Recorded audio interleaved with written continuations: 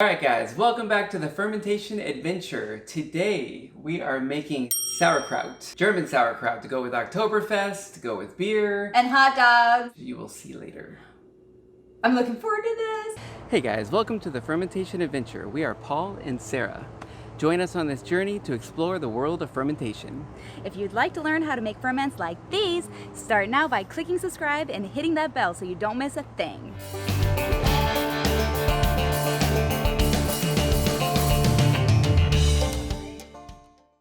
Okay. So let's get started. What do we need? We're making two kinds of sauerkraut today. Traditional sauerkraut with just cabbage, salt, and that's it. And cabbage, salt, but with the addition of carrots and radish. This morning, we went to the farmer's market And picked up some nice cabbage. Look at these leaves. They're huge. And we also picked up some organic radishes. You can actually eat these leaves. They get a little bitter once they're full grown. You can also chop these up really fine and make a pesto. Radish pesto. Nice. All right, so let's get to washing. I'm gonna chop into this thing.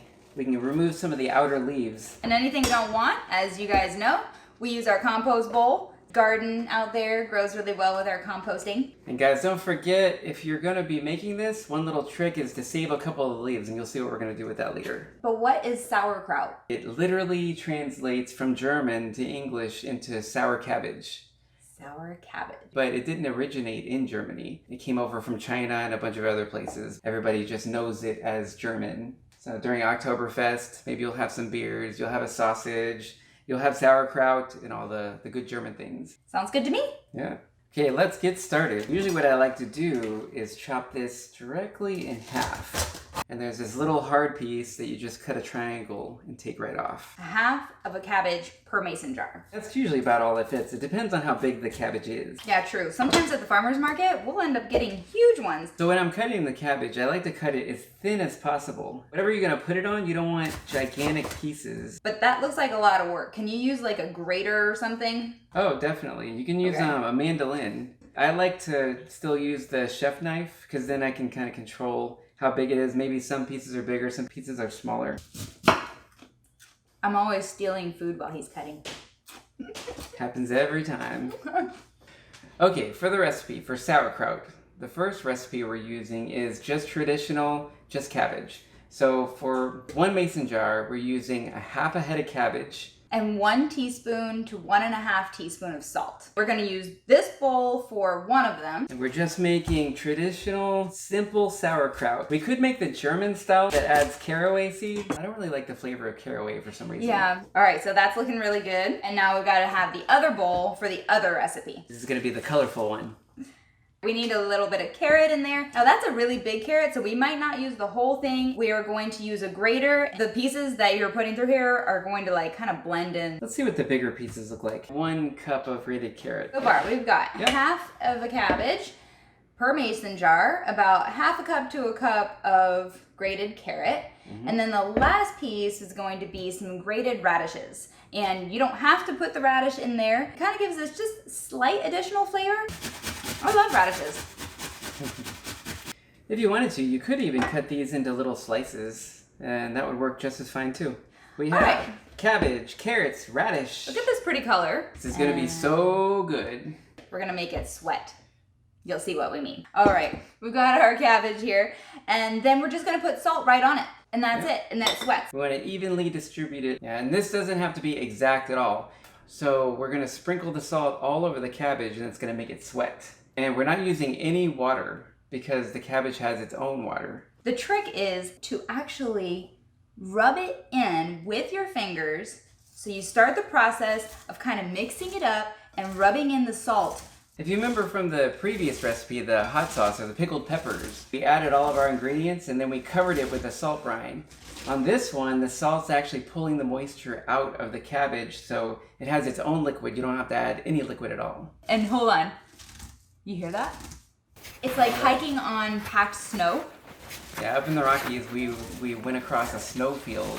I'm making a mess. 14,000 feet elevation. And at this point, you can add the caraway seeds. All right, so this one obviously is going to give you a different color because we've got very colorful things in there. We're gonna let it sit for about Probably an hour. So why would we even want to make this at home when you can just buy it at the store? So if you go to the store, you can buy a little jar of sauerkraut. You're only going to get a little bit for $5, $10, where you can make an entire jar for virtually nothing. The flavor is also so much better when you make it at Definitely. home. Time to let it sweat. See you in an hour.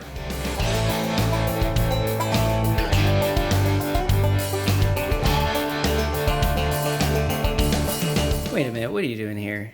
Hey, don't I still have time before it's done sweating? Okay, it has been 1 hour. That was hard waiting. These two cabbages were sweating it out. All the liquid has been pulled out of it. If you look a little close, you'll see a bunch of the liquid forming at the bottom. I'm gonna make sure all of that salt is incorporated because there's still gonna be some pieces that have a lot of liquid in them, and it's gonna be releasing a lot of the liquid over the next couple weeks. It'll cover it, and then you won't get any mold on top. The next step is getting it into the jar. We're gonna use a wide mouth funnel in order to fit into these wide mouth mason jars. We're gonna hopefully be able to fit all of this into this. And you're probably wondering see. how that's gonna be possible. And We've got a little trick. you should be able to fit it all, but you never know. It depends on how big the cabbage is. So we got some tongs here. We're trying to put it into the jar, and we realize that we have a lot left in the bowl, and it's looking like it's pretty full. But there's a trick. So the traditional way people usually make sauerkraut is when they get it into a container, whether it's a mason jar or one of those gigantic clay crock, they just kind of squish it down in there and then it releases all of the liquid.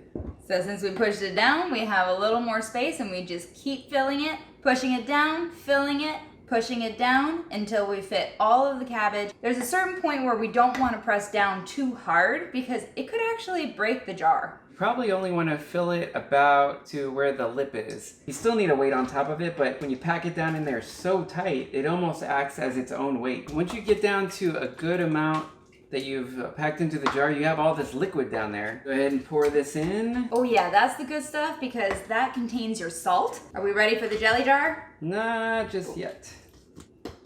That's pretty good. So usually what I do is I just stick it in there firmly, press down, and you can see all that liquid rising above. Ah, is this where the leaf comes in? Yes, the leaf. Cut out a little piece of it, and I'll just get it right in there. The leaf kind of acts as like a little guard, and it keeps everything from floating to the top. This is also where chopping it a little bit smaller comes in handy, because the smaller you chop it, the easier it packs down in there, the less you really have to press out all the liquid. Wow, that's serious elbow grease. I think I'm gonna need some dinner after this. Luckily, we have a good plan for that. Stay tuned.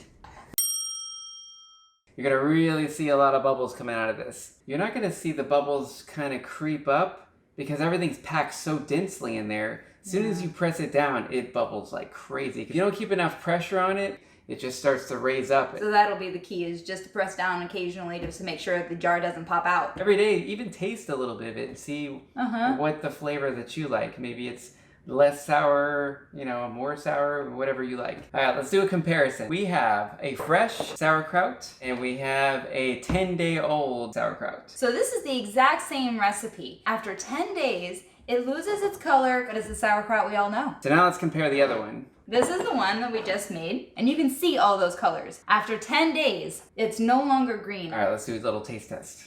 Oh, I can smell it. Oh, wow. Oh my gosh, this is gonna be so good. Nice and tangy. Wow, that's delicious. Once you get it to where you want with the taste, put it in the fridge and it will stop fermenting for the most part. For me, this one's just the tiniest bit tangier, but it could be my imagination. I don't know. The color is making you think it's tangier. I think so.